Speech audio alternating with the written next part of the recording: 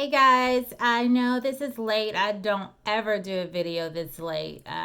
But I was doing a Bible study with my boys and the Lord led me to Psalms 26 and it was just so powerful that I felt led to come and share it with you.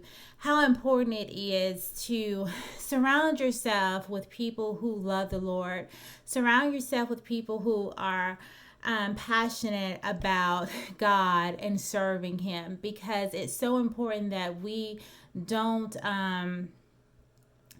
we don't find ourselves surrounded with people who are living one way in public, but behind closed doors they're doing something totally different. And it really just convicted me when I was reading Psalms 26, when I was examining my own relationships, the people that I associate with, um, are they truly living a life that glorifies and honors God? Are they truly seeking after um, the things of God? Are they trying to live a life that is pleasing to God? And none of us are perfect, but we all should be striving.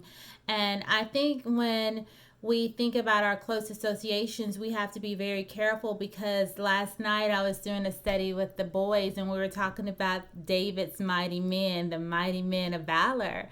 And David surrounded himself with people who were bold, courageous, and loyal to the Lord, and also who had great what the word, I guess, great faith and great loyalty, and they were just wholesome people, really good people. And when I was talking to my boys, I told them how important it is that they surround themselves with wise counsel.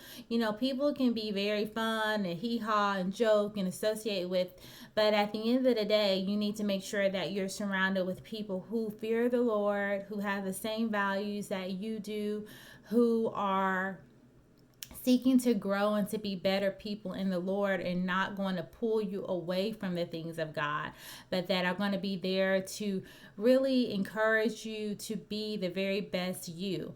And I think that is so important. And what I noticed in Psalms 26 is that David said that he did not sit with the wicked, he did not sit with the hypocrites, he did not, well, actually, I'll read it for you. It's in verse 4 of Psalms 26. But it says, I do not sit with the deceitful, nor do I associate with hypocrites. I abhor the assembly of evildoers and refuse to sit with the wicked. And I think in our minds, we think about the wicked being people that maybe do things that you wouldn't dare do, that things that are, I don't know, maybe sexually immoral, or maybe murderers, or maybe people that, I don't know, that you just would see as wicked. But a wicked person in God's eyes could just be someone who doesn't follow the precepts, who doesn't follow in the ways of the Lord. Maybe they're just a liar, maybe they're a slanderer or a gossiper. It doesn't have to be something that is just so outlandish in our minds, because the Lord sees sin as sin. And so to Him, all sin is wickedness. So it just really reminded me, how important it is that we don't sit with mockers. We don't sit with the scornful. We don't sit with the deceitful. Yes, it's our job to be the light. Yes, it's our job to go and share the gospel to all who will hear. But when it comes to our close associations, we have to be careful. And it was just a convicting moment for me to make sure that I am not sitting among people who don't honor God truly, that I'm not sitting among hypocrites that say one thing in public or to you, but do things behind closed doors that go against what they profess to believe. And it's just, it's powerful, Psalm 26, because in I think it's verse 8, it says, Lord, I love the house where you live, the place where your glory dwells. Do not take away my soul along with sinners. And I was telling the boys, what a wonderful prayer. Lord, do not take away my soul with sinners, but help me to live an upright life. Search my heart. See if there's any wicked way in me, and lead me to everlasting righteousness.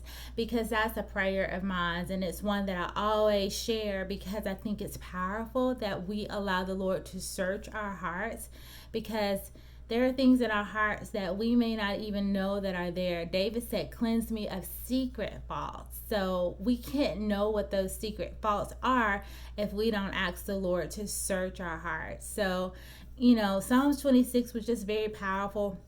And it's a very convicting moment for me to, make sure that I am also associating. And I always tell my boys, make sure you choose good friends. Make sure that you're not sitting with the wicked, but that you're sitting with the wise. Make sure that you yourself are able to give wise counsel. And then sometimes, you find yourself falling short in those areas because sometimes we keep people around that the Lord has been telling us need to go, but because our heart is so attached and we want to see the best in people, sometimes we stay in situations and relationships too long that the Lord is pulling us away from, and that's hard. But if we ask the Lord to help us to break away from relationships that don't benefit us, He is so faithful to do that. So pray for me with that, you all, because that's one area that I am struggling with. We all have our struggles, we all have our weaknesses, and that's why the body of Christ is so important, that we lean on each other to help one another. So just pray for me that I surround myself with wise counsel, and that the relationships that the Lord is asking me to come away from, that I will be obedient and do so. So you all have a blessed night. I pray this word bless you and it helps someone. Like I said, I typically do not even come on late at night. But I thought this was such a wonderful word. It convicted me, and I thought, who else could benefit from this word? So yeah, you all take care. I love you and have a blessed weekend. Bye.